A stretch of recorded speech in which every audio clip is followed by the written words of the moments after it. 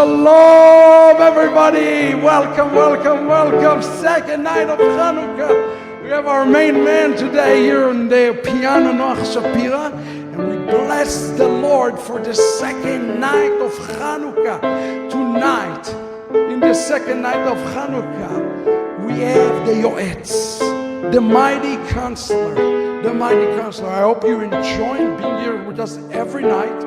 Every night we receive a new teaching. And every night we're going through the Hanukkah and the Light of Mashiach. And I hope it's a blessing to you to be able to enter in with us. And tonight we want to pray specifically for anybody who needs wisdom today, from the mighty counselor.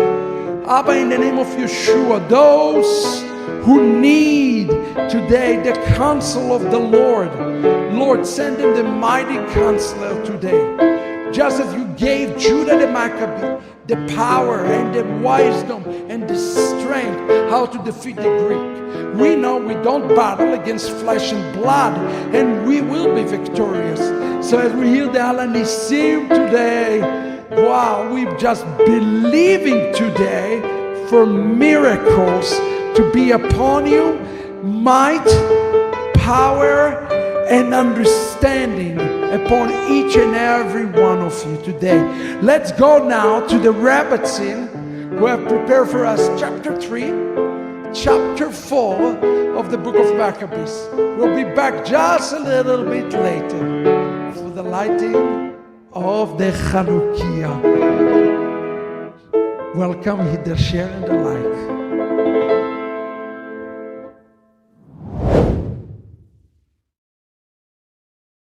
Chapter 3. Then his son Judas, called Maccabees, rose up in his stead, and all his brethren helped him.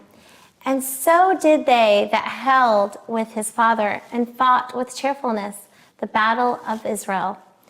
So he got his people great honor, and put on a breastplate as a giant, and girt his warlike harness about him. And he made battles, protecting the host with his sword. In his acts he was like a lion, and like a lion's whelp roaring for his prey. For he pursued the wicked, and sought them out, and burnt up those that vexed his people. Wherefore the wicked shrunk for fear of him, and all the workers of iniquity were troubled, because salvation prospered in his hand. He grieved also many kings, and made Jacob glad with his acts, and his memorial is blessed forever. Moreover, he went through the cities of Judah, destroying the ungodly out of them, and turning away the wrath from Israel, so that he was renowned unto the utmost part of the earth, and he received unto him such as were ready to perish. Then Apollonius gathered the Gentiles together in a great host out of Samaria to fight against Israel, which thing when Judas perceived, he went forth to meet him, and so he smote him and slew him, and many also fell down slain, but the rest fled. Wherefore Judas took their spoils, and Apollonius his sword also, and therewith he fought all his life long. Now when Seron, a prince of the army of Syria, heard say that Judas had gathered unto him a multitude and a company of the faithful to go out with war, he said, I will get me a name and honor in the kingdom, for I will go fight with Judas and them that are with him, who despise the king's commandment. So he made him ready to go up, and there went with him a mighty host of the ungodly to help him, and to be avenged to the children of Israel. And when he came near to the group going up of Bethhoron, Judas went forth to meet him with a small company, who when they saw the host coming to meet them, said unto Judas, how shall we be able, being so few, to fight against so great a multitude, and so strong, seeing we are ready to faint with fasting all this day? Unto whom Judas answered, it is no hard matter for many to be shut up in the hands of a few. And with God, the God of heaven, it is all one to deliver with a great multitude, or in a small company. For the victory of battle stands not in the multitude of a host, but strength comes from heaven. They come against us in much pride and iniquity to destroy us and our wives and our children and to spoil us. But we fight for our lives and our laws. Wherefore the Lord himself will be overthrown them before our face, and as for you, be you not afraid of them. Now as soon as he had left off speaking, he leapt suddenly upon them, and so Sihon and his hosts were overthrown before him. And they pursued them from going down of Beth-horon unto the plain, where they were slain, about 800 men of them, and the residue fled into the land of the Philistines. Then began the fear of Judas and his brothers, and an exceeding great dread to fall upon the nations round about them, insomuch as his fame came unto the king, and all nations talked of the battles of Judas. Now when King Antiochus heard these things, he was full of indignation, wherefore he sent and gathered together all the forces of his realm, even a very strong army. So he opened also his treasure, and gave his soldiers pay for a year, commanding them to be ready whensoever he should need them. Nevertheless, when he saw that the money of his treasures failed, and the tributes of the country were small, because of the dissension and plague which he had brought upon the land, in taking away the laws which have been of old time, he feared that he should not be able to bear the charges any longer, nor have the gifts to give so liberally as he did before, for he had abounded above the kings that were before him. Wherefore, being greatly perplexed in his mind, he determined to go into Persia, there to take the tributes of the countries, and to gather much money. So he left Lysias, a nobleman, and one of the royal blood, to oversee the affairs of the king from the river Euphrates unto the borders of Egypt, and to bring up his son Antiochus until he came again. Moreover, he delivered unto him half of his forces and the elephants, and gave him charge of all things that he would have done, as also concerning them that dwelt in Judea and Jerusalem. To wit, that he should send any army against them to destroy and root out the strength of Israel and the remnant of Jerusalem, and to take away their memorial from that place, and that he should not place strangers in all their quarters, and divide their land by lot. So the king took half the forces that remained, and departed from Antioch, his royal city, the 147th year. Having passed the river Euphrates, he went through the high countries. Then Lysias chose Ptolemy, the son of Dormenes, Nicanor, and Gorgias, mighty men of the king's friends. And with them he sent 40,000 footmen and 7,000 horsemen to go into the land of Judah and to destroy it, as the king commanded.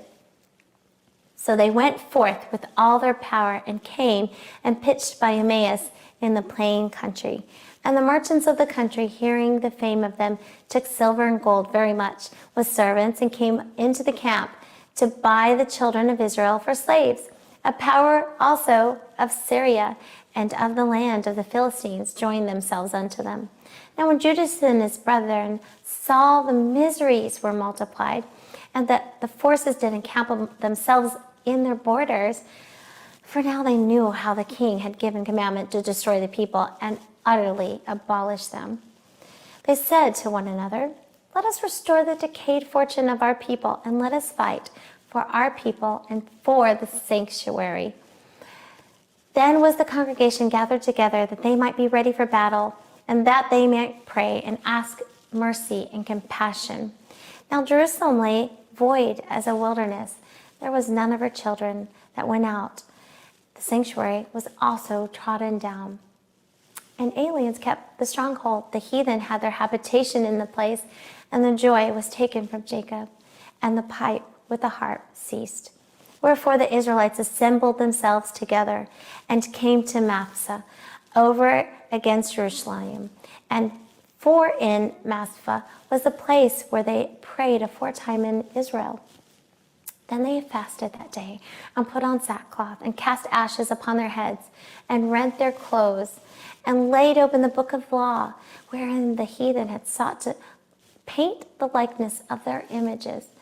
They brought also the priest's garments, and the first fruits, and the tithes, and the Nazarites they stirred up, who had accomplished their days. Then they cried with a loud voice toward heaven, saying, "What shall we do with these? And whither shall we carry them away? For this sanctuary is trodden down and profaned, and thy priests are in heaviness and brought low. And lo, the heathen are assembled together against us to destroy us. What things they imagined against us thou knowest. How shall we be able to stand against them, except thou, O God, be our help?" Then sounded they with trumpets and cried with a loud voice. And after this, Judas ordained captains over the people, even captains over thousands, and over hundreds, and over 50s, and over 10s. But as for such as were building houses, or had betrothed wives, or were planting vineyards, or were fearful, those he commanded that they should return, every man to his own house according to the law. So the camp were moved and pitched upon the south side of Emmaus. And Judas said, "Arm yourselves and be valiant men, and see that you be in readiness against the morning, that you may fight with these nations that are assembled against us to destroy us and for our sanctuary. For it is better for us to die in battle than to behold the calamities of our people and our sanctuary. Nevertheless, as the will of God is in heaven, let him do so." מי ימלא גבורות ישראל אותן, מי ימנה, אין בכל דור יחון הגיבור גואל העם. מי ימלא גבורות ישראל אותן, מי ימנה, אין בכל דור יחון הגיבור גואל העם. שמע בימים ההם הזמן הזה, Maccabees מושיע ופודה, ובימינו כל עם ישראל, יתאחד יקום לתגאל.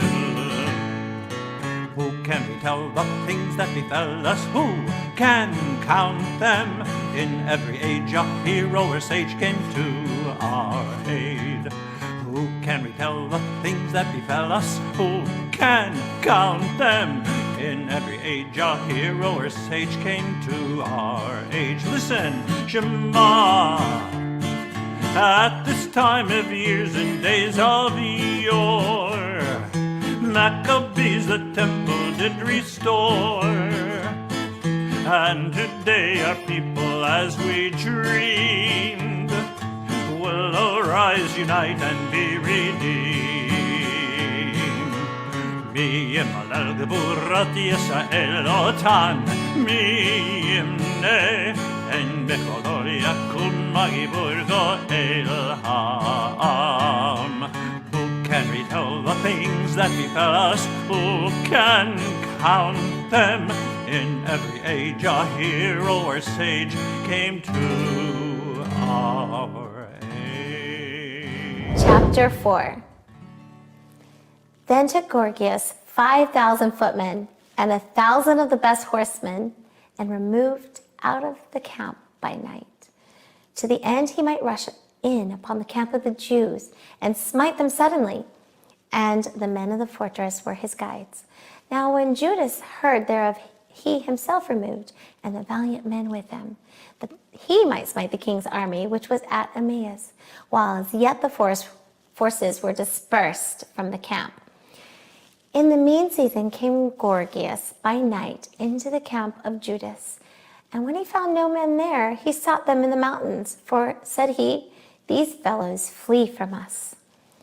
But as soon as it was day, Judas showed himself in the plain with 3,000 men, who nevertheless had neither armor nor swords to their minds. And they saw the camp of the heathens, that it was strong and well harnessed, and compassed round about with horsemen, and these were the experts of war.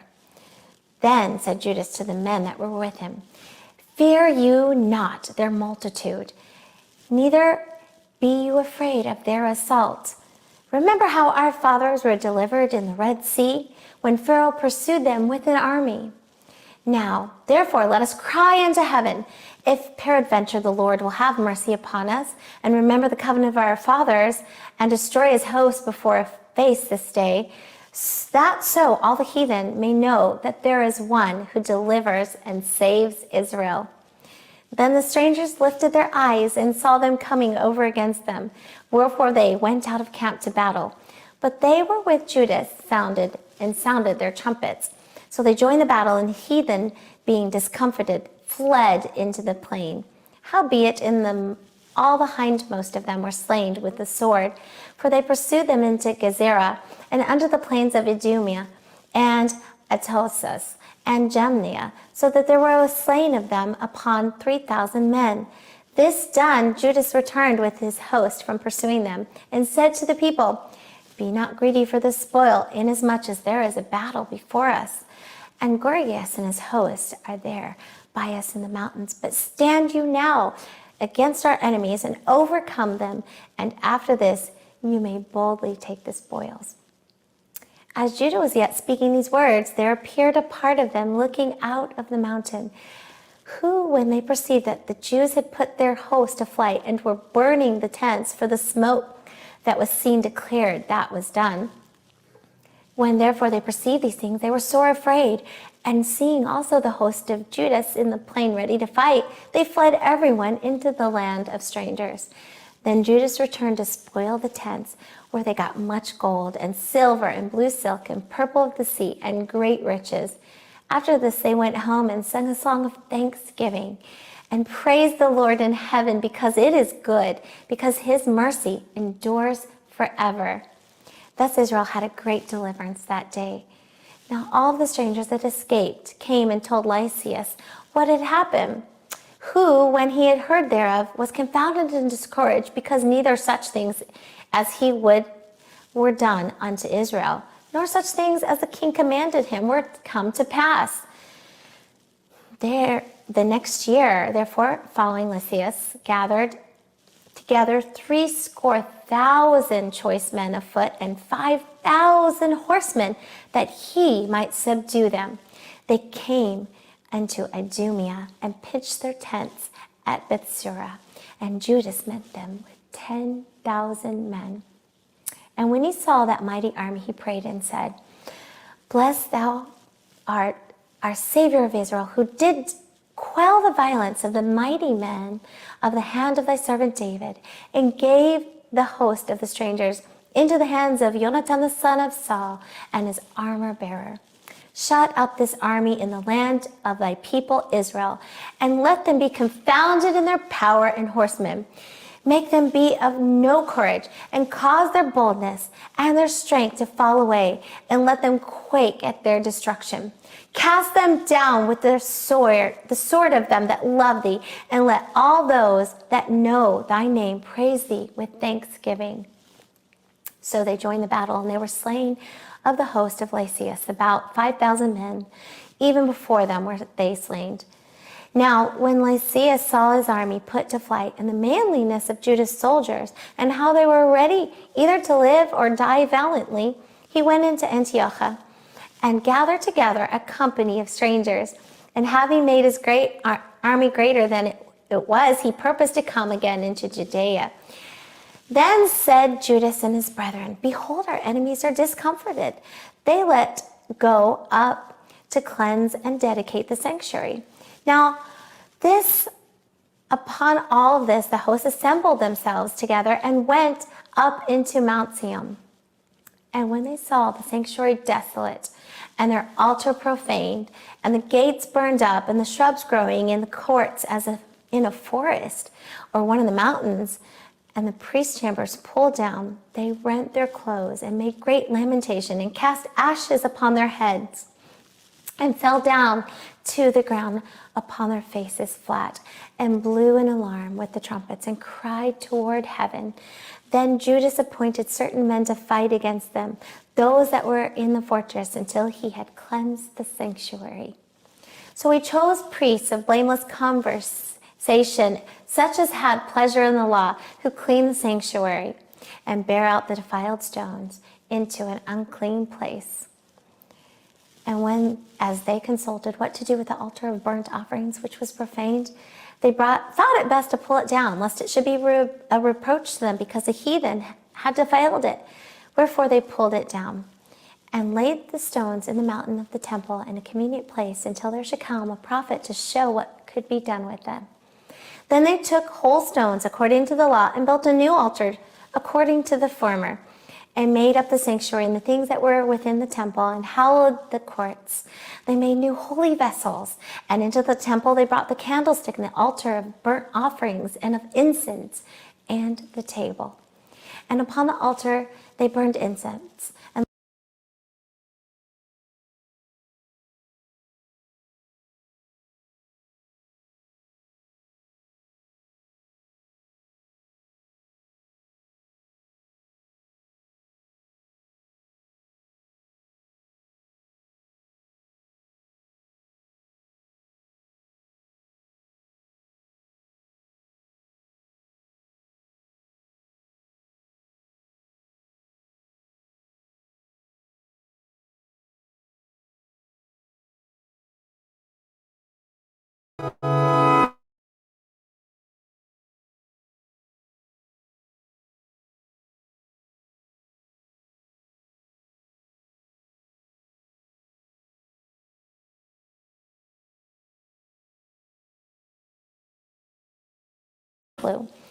or Kislev, in the 148th year, they rose up betimes in the morning and offered sacrifice according to the law upon the new altar of burnt offerings which they had made. Look at what time and what day the heathen had profaned it. Even in that was it dedicated with songs and citharans and harps and cymbals. Then all the people fell on their faces, worshiping and praising the God of heaven, who had given them good success. And so they kept the dedication of the altar 8 days and offered burnt offerings with gladness and the sacrifice of deliverance and praise. They decked also the forefront of the temple with crowns of gold and with shields. And the gates and the chambers they renewed and hanged doors upon them.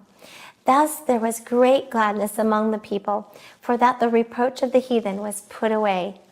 Moreover, Judas and his brothers went with the whole congregation of Israel, ordained that the days of the dedication of the altar should be kept in their season from year to year, by the space of 8 days, from the 25th day of the month of Kislev, with mirth and gladness.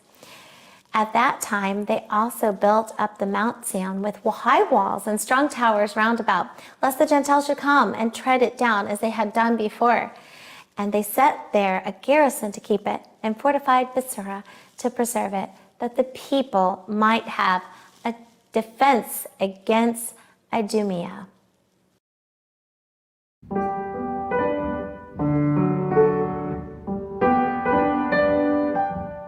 Baruch atah Adonai Eloheinu melech haolam asher kishanu b'mitzvotav v'tzivanu להדליק נר של חנוכה. ברוך אתה אדוני אלוהינו מלך העולם שעשה ניסים לעבוד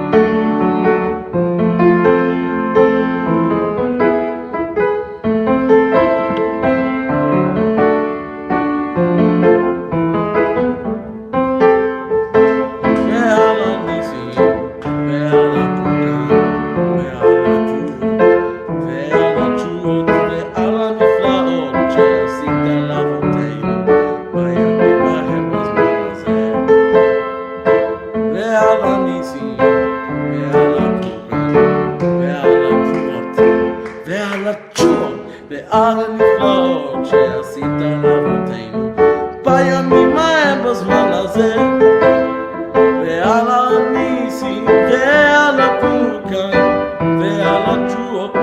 ועל התשועות ועל הנפלאות שעשית לאבותינו בימים ההם בזמן הזה.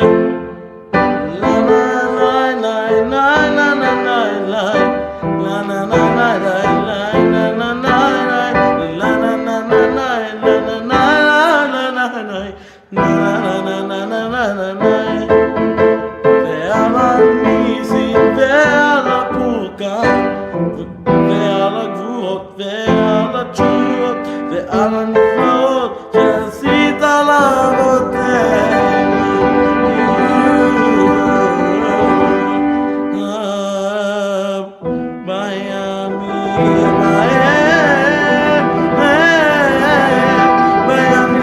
ההם בזמן הזה.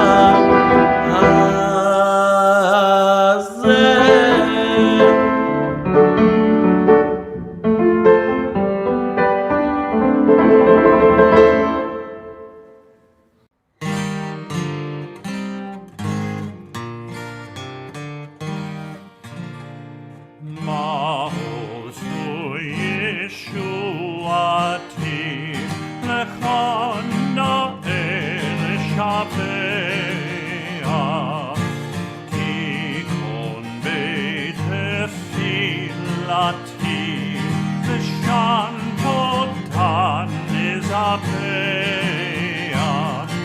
Le'etachin Matpeah Mitzar Hamnapeah Azek Mor B'shir Mizmor Hanukkat HaMizbeach Azek Mor B'shir Mizmor Hanukkat HaMizbeach. Rock of ages, let our song praise your saving power. You amid the raging foes were our sheltering tower. Furious they assailed us, but your arm availed us, and your wood broke their sword when our own strength failed us, and your wood broke their swords when our own strength failed us. Shalom everybody and welcome to Halakha Yomit with me for the Hanukkah. Tonight I would like to speak to you on the second night of Hanukkah, on the Yoetz, on this counselor night, about the essence of the Chag. We call it in Hebrew Pirsumei Nisa, and here is what I wrote. It is well known that in the essence of lighting the candle is known as Pirsumei Nisa, meaning the publishing of the miracle that took place during the day of our Father. For that reason, it is the mitzvah derabanan, meaning the instruction of our sages to fill the house with as many people as possible and to place the Hanukkiah on a place just like this behind me. The Pirsumei Nisa is the publishing of the miracle. That's why the Halakha teaches us that we have to take at least 30 minutes of doing absolutely nothing between the time we light the candles to simply stare and place the Hanukkiah in a place that is visible for those who are away from us, outside of us, for the stranger, for the foreigner. Why? So that they would want to come on in and take part of the house of Israel. So today, Take this opportunity to talk about what God is doing in your life. Pirsumei Nisa of what He's done during the time of the Maccabees. He is a living God. And that's why we say, Bayamim Hayem, Basman Hazeh. In those days, He's doing the same thing today as He has done for the Maccabees. Why? Because God doesn't change. Let us publish and advertise our God name by inviting others to join us. God bless you and Chag Sameach. Chag Hanukkah Sameach, night 2 of Hanukkah here with the Ala Nisim band. Chag Hanukkah Sameach. We are in the month of Kislev, and Kislev is the month of miracles. Hanukkah is a time of miracles, so we are praying for miracles, breakthroughs in your lives. Amen. Let's enter in together. Get your dancing shoes. Grab your friends and family. Sevivon, so. Hanukkah, Hanukkiah, Chakol, Sevivon, so. Sof naso. Esgadol hayab. Miracles! Sof naso. Esgadol hayab. Sevivon, so. Hanukkah, Chakol, Hanukkah, Uchatov, Sevivon, so. Sof naso. Esgadol hayab. Sof naso. Esgadol hayab. אני מאמין באמונה שלמה בביאת המשיח. אני מאמין באמונה שלמה בביאת המשיח. אני מאמין משיח. Ay. Oy, Mashiach. Ay. Mashiach. Ay. Oy, Mashiach.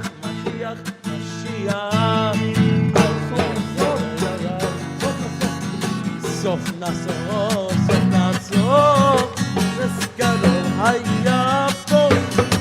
Sof naso.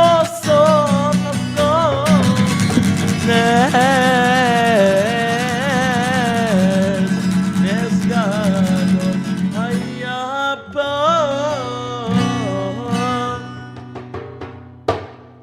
Chag Hanukkah Sameach. Today I want to teach and touch on some things with you that you perhaps have not heard before about the story of Hanukkah. The teaching here today will be called the miracle of the Pach. But before I get to the teaching, I would like to just remind you that programming like this, teaching like that, takes tremendous amount of resources to produce. And really, this is a season that we are trusting and believing in God provision. So if you are blessed by our programming here at Ahavat Ammi Ministries, we are really could certainly use your prayers and your financial support during this time as the needs is just continue to grow and grow for us, even here in the studio where we want to produce more and give you more. So thank you for your support and Chag Sameach from us.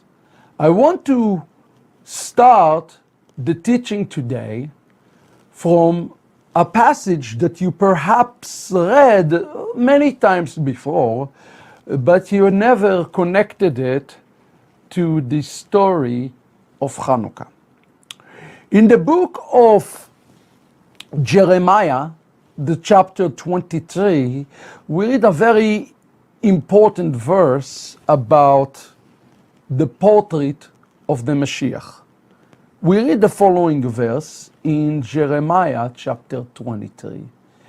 Behold, the days come, and hopefully we can get it on your screen for you.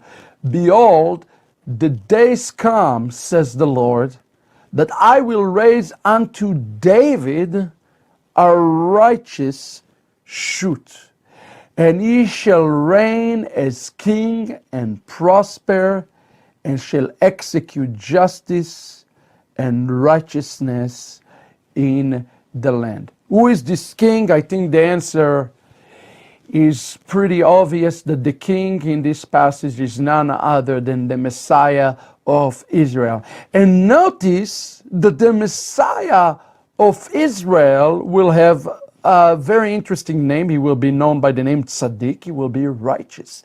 But he is also going to be known by the name Tzemach. Tzemach, the Hebrew word tzemach, is the equivalent to the English word shoot. Now, the word tzemach, the appearance of tzemach into the world, is an acronym in the Hebrew language of tzaddik, mem, and chet. And if you put tzaddik, mem, and chet, you get the word tzemach. Let's look together what tzaddik, mem, and chet mean. Tzaddik, mem, and chet mean in Hebrew, tzaddik for tzitzit, that is what we wear, the garment that we wear. Mem for mezuzah, that's the things that are on our doorpost. And chet for the word Hanukkah. The rabbi explained to us that the chet represents Hanukkah. What is the connection between tzitzit to mezuzah to Hanukkah? Well, the tzitzit and mezuzah are pretty self-explanatory. The more tikkun that we do, the more that we can do in Torah to come closer to God, the sooner the Messiah will return. The more tikkun that we can do, the faster Mashiach can appear in the world. The same is true about the mezuzah. The mezuzah represent God's name written upon our houses. But Hanukkah is also derived from related to the term tzemach, related to the restoration of Mashiach, as related specifically for the festival of light. Today, I would like to explore with you briefly what is the connection, this mystery between the coming of tzemach to Hanukkah. What is the connection between them? What is the connection between those lights to Hanukkah, to the coming of this righteous shoot? For those of you know Hebrew, know that that we light the candles for 8 days, and it is acronym for what we're doing, lighting candles for 8 days of Hanukkah. In Hebrew, it is madlikim, which means to light, shmonet is 8, yemei, days of Hanukkah. The acronym there is mem, shin, yod, chet, which should sound familiar to you. It is the name Mashiach. There is a deep connection between Messiah and Hanukkah, the coming of the coming of the righteous shoot, the lighting of the candle. They all are pointing to one thing and one thing only, to the Messiah. There are some glaring questions that we have to ask ourselves. In Hanukkah, if you count minus the shamash, we light 36 candles. What is the meaning behind the number 36? With the shamash, we light 44 candles. With the shamash, 44 in Hebrew is a significant number. It's represent the number that represents the word dam. Dam is blood, is a picture, in essence, the lighting of the candle of the blood that will be covering us and atoning for our sins. The entire concept of Hanukkah is dealing with the atoning power of the Mashiach.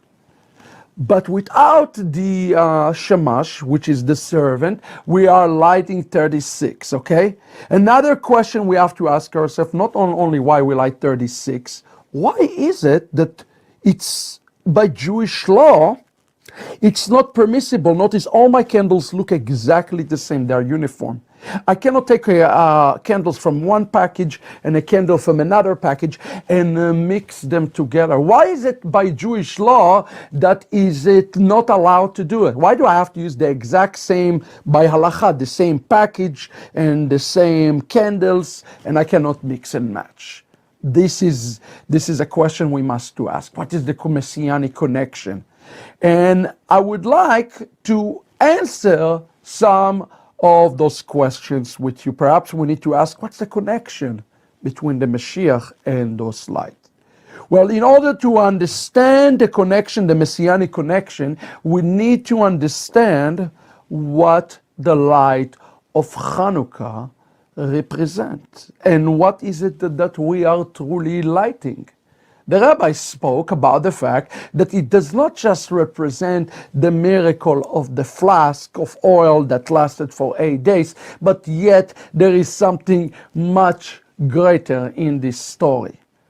As you know, in the story of creation, in Genesis chapter 1, in the fourth day, okay, it's called in Hebrew the fourth day, Yom Revi'i, we know, actually, let's go to this passage together and we see what's happened in the fourth day. And it say, and let them be for lights in the firmament of the heavens to give a light upon the earth. And it was so, and there was evening and there was morning, a fourth day. In the end of the fourth day, light was created.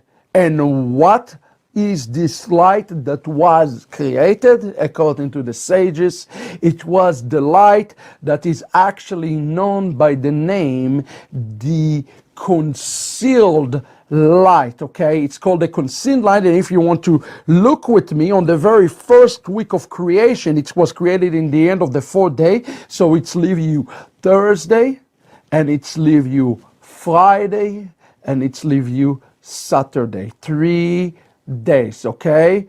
And this time of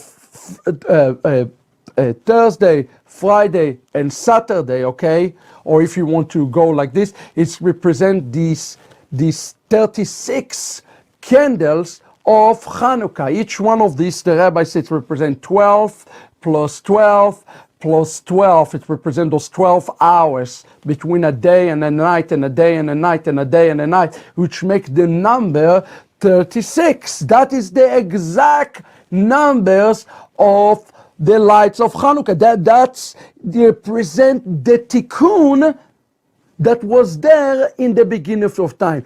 Those lights represent the concealed lights that were there in the creation, and specifically it is the light of the first man. When who was the first man? The first man is known by the name of Adam or Adam, okay? So the concealed light represents the first light of Adam Arishon, the first man, who was a picture of the Mashiach. First Adam was a picture or a messianic figure of the Mashiach who is to come, okay? And I want you to understand this, that when we light those candles, in essence, what we're asking God to do is for the concealed light, the first light of Adam, the light that has been, after the first sin of Adam and Chava, has been scattered all over heaven and earth. We're asking for God to restore this light, and that is truly the light of Mashiach. In essence, the entire story behind Hanukkah has to deal with the restoration of the concealed light back to its source, okay? And that's why we cannot mix and match Hanukkah candles as an example. Why?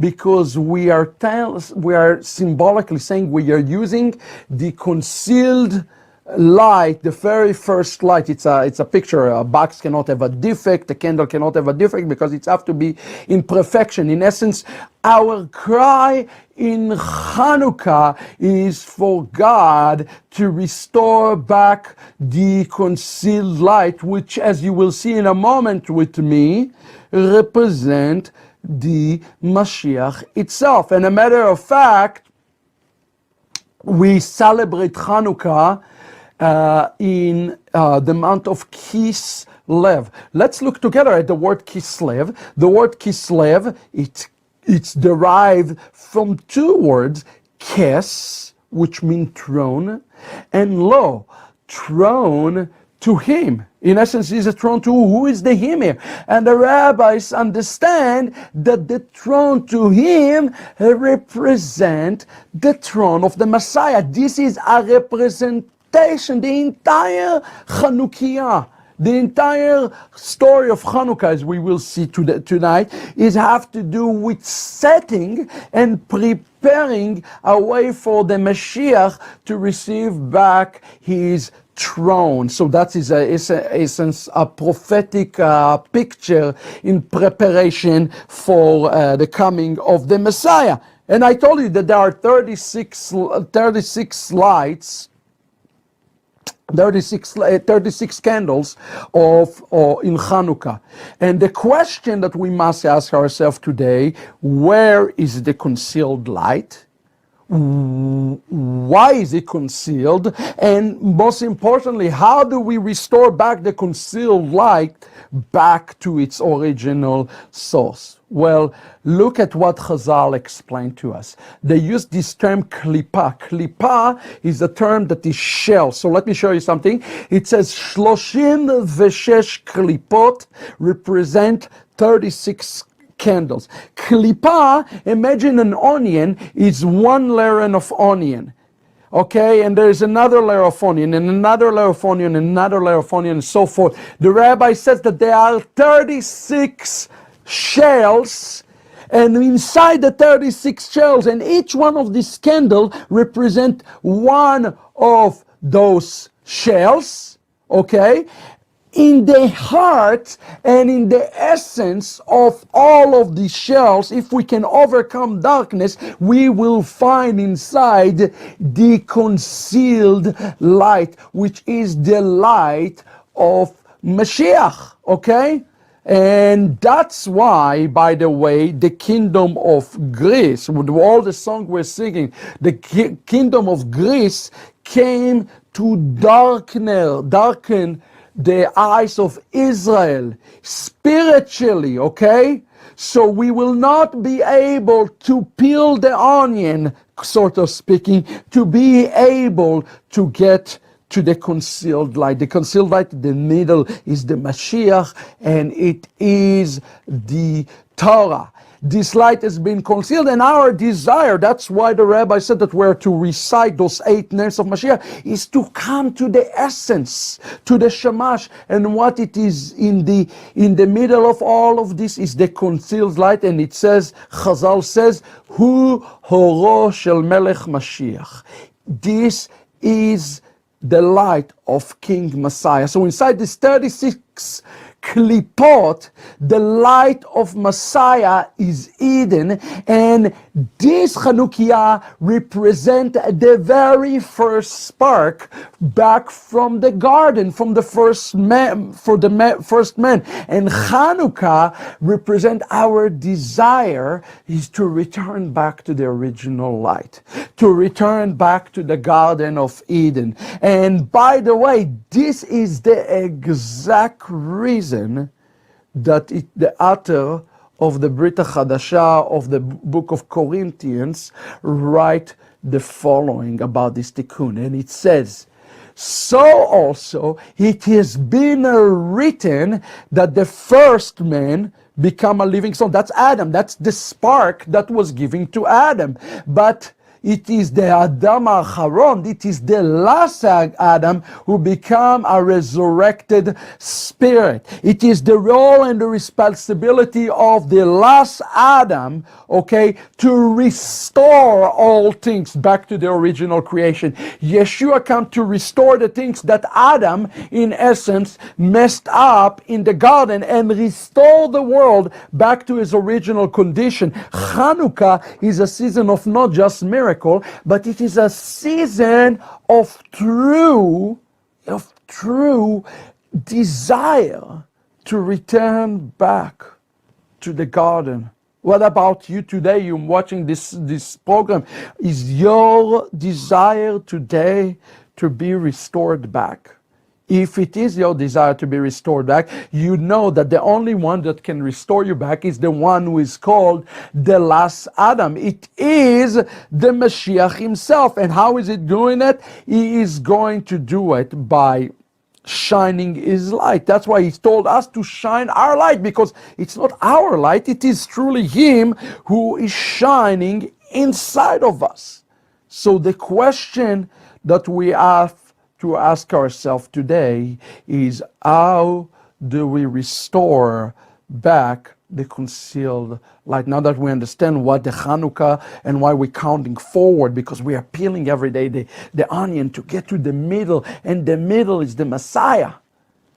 The question is, how do we do it? Let me reveal to you, brothers and sisters, one of the greatest mystery of the story of Hanukkah. As you know, inside the temple they found one flask, and the flask was supposed to last only for 1 day, but it lasted for 8 days. The number 8 represents the number of supernaturality in Hebrew, something that is above the human understanding. And the word for the flask in Hebrew, it's called in Hebrew pach hashemen, or in Hebrew it is pach.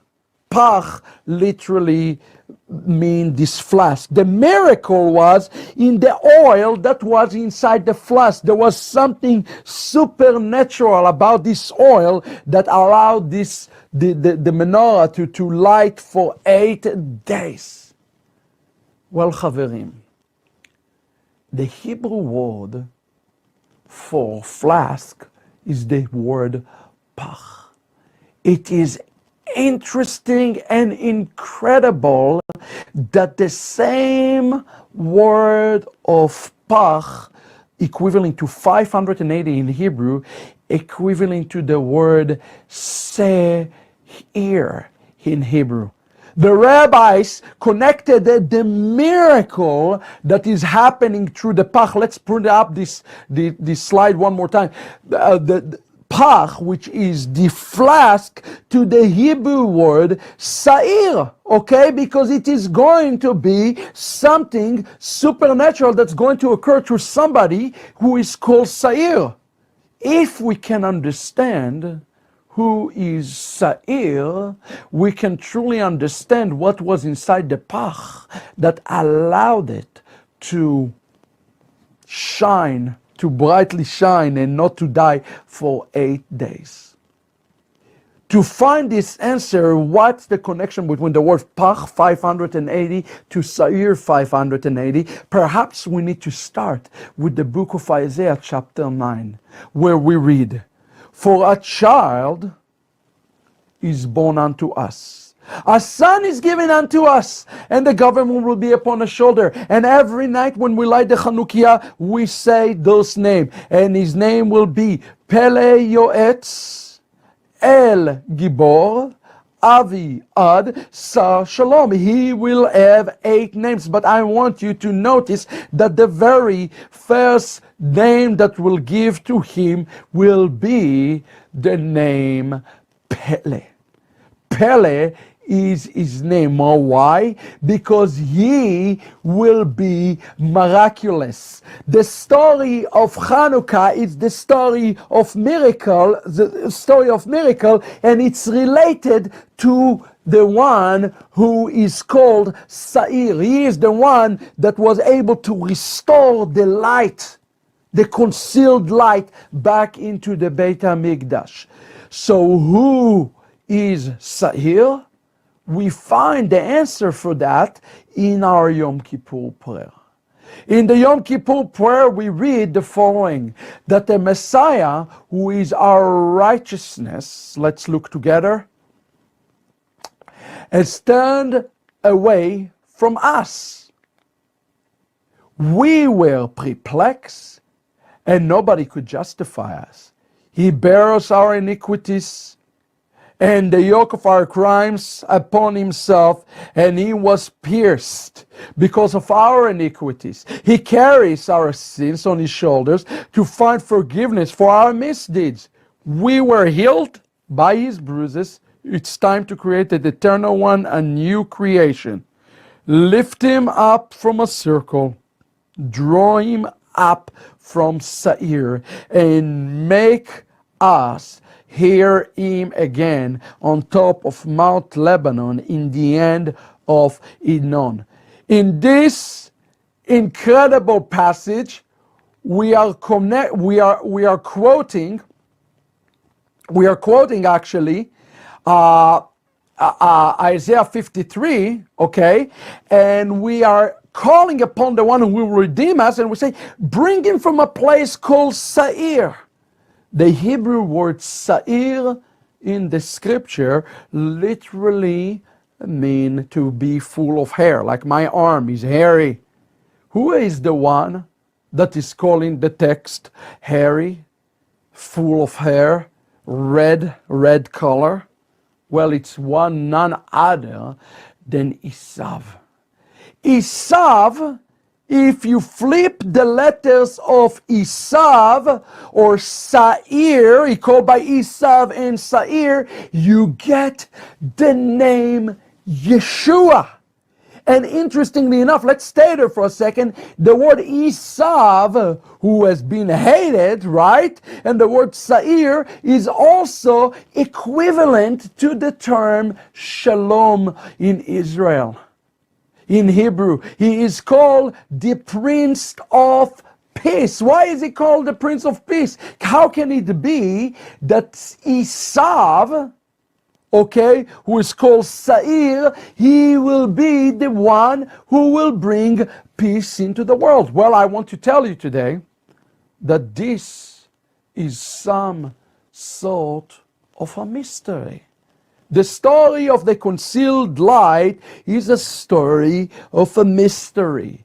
The pach that represents the flask is none other, the flask and what's inside the flask and what's inside of it is none other than the Messiah of Israel, who will appear to Israel. He will appear as Esav, but he will be none other than actually the Messiah who will redeem them. It is his light who will redeem them. And recall the story with the angel who is wrestling with Jacob. Jacob's name is truly Israel. Now it is a prophetic picture of God who is wrestling with Israel. And I want you to notice that in the story, as he is wrestling with him, something supernaturally happened in the end of this. And it says, and I quote, "And the sun rose for him when he passed the place called Pnuel, and he was limping on his thigh." Now please understand, when we read the word limping, he was already healed. The rabbis tell us that Yaakov was already healed. The limping was part of his healing, and the thing that healed him is none other than the sun. What the sun represents? Sun is a representation or a picture of the light, okay? And the light is the one that can come only through the pach. The pach is the oil, what's inside the oil. It's a picture of the one who will bring healing into Israel. And the one who will bring healing into Israel is the one who is the Mashiach, who is the concealed light, but he will not appear to Israel as the concealed light. He will appear to Israel as the darkness. Rashi says on the following verse, this, and he said, and the sun rose for him. This is a common expression. When we arrive at such place, the dawn broke for us. This is a simple explanation. The Midrash Haggadah explained, and he said, and the sun rose for him to heal his limp. Please understand, this is very important. As it is saying, Malachi chapter 3 verse 20, the Son of mercy or Son of righteousness with healing in its wings. And those hours that it hastened to set for him when he left Beersheba, it hastened to rise for him. The sun came up to truly bring healing into Yaakov. And the sun in the light is the picture of the flask in the story of Hanukkah. Remember, without this light, there is darkness. And wherever there is darkness, and there is death. And who is the one who is going to bring the light? Who is the source of light? Well, remember, the word in Hebrew, light, or the word in Hebrew, pach, the flask, is the word isav, sa'ir. It is going to be Yeshua himself who bring this light forward. And that is the true messianic connection for the story of Hanukkah. As we look at each light of Hanukkah, we must remember today that the light has not yet fully came to the Jewish people, but he called you and I to be these human lights. And as we go through this process of becoming light, he's piercing to the 36 layers of darkness. And what is inside the 45 layers, the 36 layers of darkness, inside the 36 layers of darkness, we ourselves going to find, inside the darkness, we're going to find the light itself. And that's why it says in the book of Yeshayahu, Isaiah the prophet, verse 45, chapter 45, verse 3, Vanatati lecha, I given to you, Otzarot, the treasure of darkness, Umatmonei mistorin, and the mysteries, so that you know that I am your God, who call in Akoreh b'shimcha, in calling your name, Elohei Israel, the God of Israel, so that my servant Jacob and Israel, my elect, will be called by their name. The story of Hanukkah is the story of Yaakov, who transformed himself yet to be Israel, and the only way that he can transform himself back to be Israel is by receiving healing from the sun. The healing for the sun is none other than the Mashiach of Israel, who will bring the ultimate light and restore us all back, the second Adam, to the concealed light. I hope this lesson today was a meaningful lesson for you.